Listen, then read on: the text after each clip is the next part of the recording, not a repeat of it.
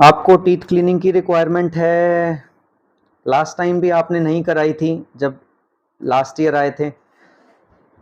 हम्म। Cleaning कराओ, ये बहुत मस्त है। नहीं, मेरे को क्लीनिंग नहीं करवानी। क्यों? मैंने पढ़ा है कि अगर क्लीनिंग करवाते हैं तो जो दांतों की जड़ें हैं वो घिस जाती है और उसका जो इनामल है वो भी घिस जाता है।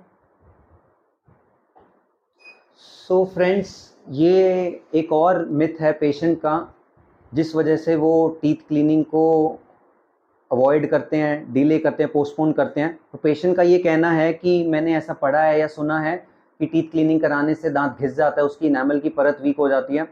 सो फ्रेंड्स, मैं अब आपको फैक्ट बताने जा रहा हूँ, ऐसा कुछ भी नहीं है। जो हम टूल यूज़ करते हैं उसको अल्ट्रासोनिक स्केलर बोलते हैं।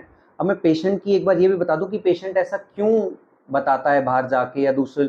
बेसिकली जो अल्ट्रासोनिक स्केलर होता है, उससे जब वो दांतों की सरफेस पे वाइब्रेट करता है, वो क्लीनिंग करने के लिए, जो टार्टर डिपोजिशन है वो हटाने के लिए, तो उस वाइब्रेशन से ऐसा महसूस होता है पेशेंट को कि कुछ मेरी सरफेस दांत की लेयर वीक हो रही है, ऐसा महसूस होता है। सो पेशेंट भी कई बार अपनी जगह गलत नहीं है, बट वो उसको ऐसा महसूस हो रहा है, लेकिन वो फैक्ट नहीं है, उसकी सरफेस वीक नहीं हो रही है।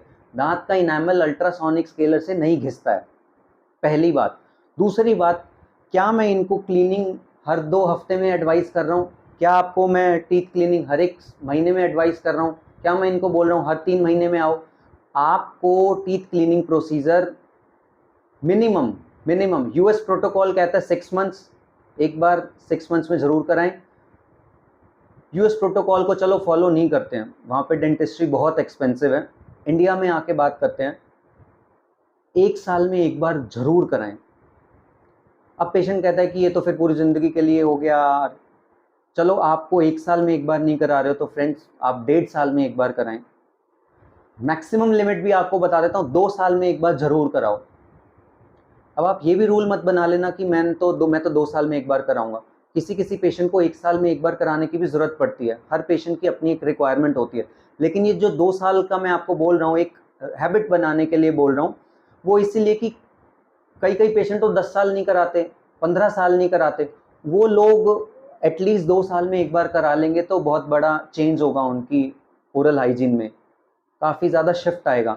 सो ये रूटीनली हर 2 हफ्ते में नहीं करानी, महीने में नहीं करानी, ये आप एटलीस्ट साल 1.5 2 साल में एक बार करा सकते हो। तो उससे फ्रेंड्स आपका डेंटल इनामल वीक होने ही नहीं वाला है।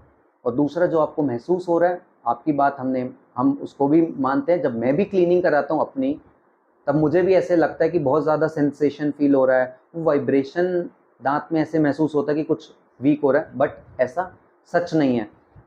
क्लीनिंग कराने के बाद मैंने भी ऐसा कुछ महसूस नहीं किया कि मेरी इनामल घिस गया या वीक हो गया। सो फ्रेंड्स, टोटली अगर मैं देखूं तो फैक्चुअल बात यह है कि आप क्लीनिंग से डरिए मत, आपका इनामल वीक नहीं होने वाला है। एंड आपको एवरी वीक एवरी मंथ नहीं कराना है, साल 1.5 2 साल में एक बार कराने की एक हैबिट बनाओ, जिससे कि आप अपने दांतों का, आपके अपने गम्स का अच्छे से ध्यान रख सको। सो फ्रेंड्स, आई होप आपको इस वीडियो से कुछ क्लैरिटी मिली होगी। मिलते हैं अगली वीडियो में।